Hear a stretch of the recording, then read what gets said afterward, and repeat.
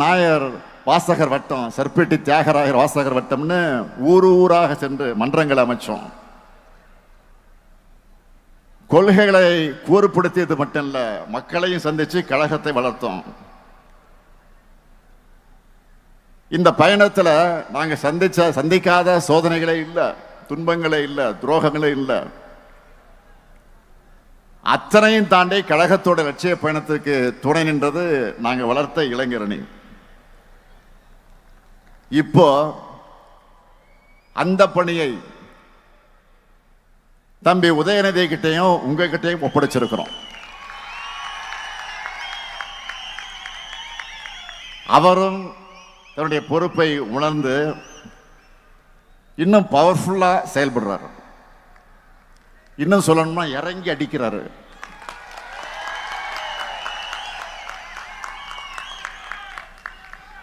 கொள்கை எதிரிகள்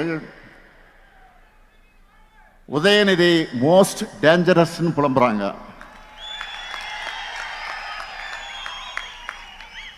அந்த அளவுக்கு கொள்கையில ஸ்ட்ராங்கா இருக்காரு. கழகத்துக்கு எது தேவை என்று உணர்ந்து செயல்படுகிறார் உதயநிதி. முதல்ல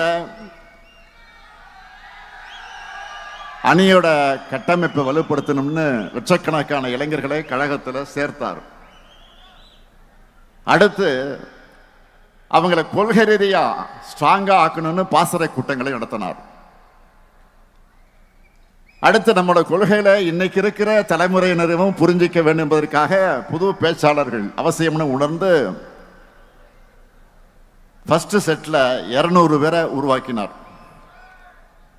அவங்க பேச்சையெல்லாம் கழக மேடையில் கேட்கும்போது எனக்கு அவ்வளவு மகிழ்ச்சியா இருக்கு. அடுத்து இளைஞர்களான நீங்க இன்னும் ஷார்ப்பா பேச, ஸ்ட்ராங்கா களமாட நிறைய புத்தகங்கள் உருவாகணும். அதுக்காக முத்தமிழ் அறிஞர் பேர்ல பதிப்பகம் தொடங்கினார். சரி, இதெல்லாம் செஞ்சுட்டோம்னு சும்மா இருக்கல. இதெல்லாம் உங்களுக்கு சேரணும்னு அறிவு திருவிழா நடத்துறார். பல இடங்களில் லைப்ரரி ஆரம்பிக்கிறார். இதுதான் ஒரு பொலிட்டிஷியனுக்கு குவாலிட்டி. சரி, உதயநிதி விளம்பரம் செய்கிறாரு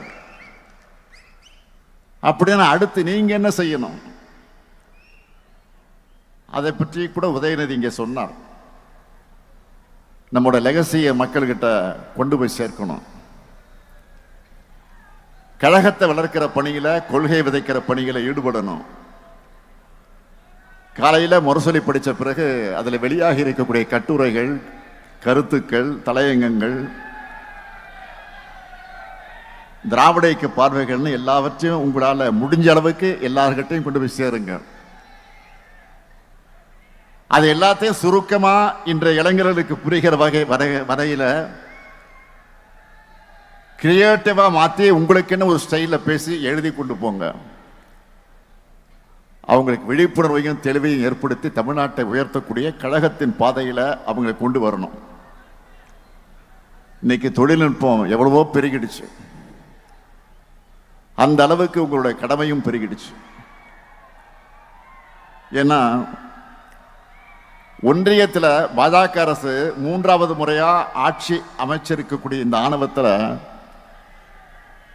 வலதுசாரி அமைப்புகளும் பிற்போக்கு சக்திகளும் ரொம்ப வேகமா முன்னே எப்போதும் இல்லாத ஆக்ரோஷத்தோடு செயல்பட தொடங்கியிருக்காங்க. வெளுத்ததெல்லாம் பால் நம்பக்கூடிய மக்கள் கிட்ட பொய்களை, அவதூறுகளை, பிற்போக்கு எண்ணங்களை தேன் தடவி வார்த்தைகளால் கொண்டு போய் சேர்க்க ட்ரை பண்றாங்க. எடுத்துக்காட்டுக்கு சொல்றேன், எல்லோரும் ஃபேமிலி ஃப்ரெண்ட்ஸ் வாட்ஸ் குரூப்ல இருப்பீங்க. அதுல சொந்தங்கள் தங்களோட அன்பை, உணர்வை பரிமாறிப்பீங்க. ஆனா அதுல ஒருத்தர் மட்டும் எதை பத்தியும் கவலைப்படாம விஷம் தேய்ந்த கருத்துக்களை ஃபார்வர்ட் பண்ணுவாங்க. பலரும் ஏதோ படிக்காம அனுப்பியிருக்காருன்னு கடந்து போயிடுவோம். அதை அட்வான்டேஜா எடுத்துக்கிட்டு அவரும் தொடர்ந்து மெசேஜ் அனுப்புவார். அப்படிப்பட்டவங்களுடைய பிற்போக்கு கருத்துக்கள் தொற்று நோய் மாதிரி வேகமா பரவும்.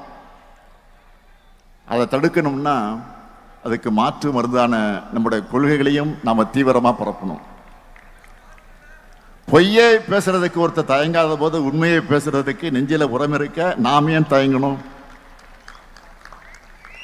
எதுக்காக இதை சொல்றேன்னா, இப்போ நம்ம தோல்ல தமிழ்நாட்டையும் தமிழ் மொழியும் காக்க வேண்டிய கடமை மட்டுமல்ல, ஒட்டுமொத்த இந்தியாவையும் நாட்டோட பன்முகத்தன்மையையும் காக்க வேண்டிய கடமை நமக்கு இருக்கு. இந்தியாவிலேயே பிஜேபிக்கு எதிராக ஐடியாலஜிக்கல் ஃபைட் பண்ணிக்கிட்டு இருக்கக்கூடிய ஒரே மாநில கட்சி நம்முடைய திமுக தான். அவங்களால வெற்றி கொள்ள முடியாதது நம்முடைய தமிழ்நாட்டை மட்டும்தான். அதனால்தான் அமித்ஷா போன்றவருக்கு நம்ம மேல எரிச்சல். பேசினாங்கல்ல, அண்மையில கூட என்ன பேசினார் அவரு? பீகாரை ஜெயிச்சிட்டோம், அடுத்து டார்கெட் தமிழ்நாடு தான் சொல்றார். மாண்புமிகு அமித்ஷா அவர்களே, நீங்க இல்ல, உங்க சங்கி படையே கூட்டிக்கிட்டு வந்தாலும் உங்களால் ஒண்ணும் இங்க பண்ண முடியாது. இது தமிழ்நாடு, இது தமிழ்நாடு. எங்களுடைய கேரக்டரையே புரிஞ்சிக்க மாட்டீங்களா?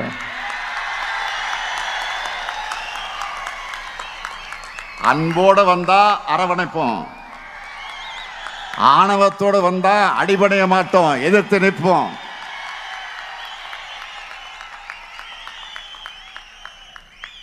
மீண்டும் சொல்றேன், அன்போட வந்தா அரவணைப்போம், ஆணவத்தோடு வந்தா அடிபடைய மாட்டோம், எதிர்த்து நிற்போம். உங்களை ஜெயிச்சு காண்பிப்போம்.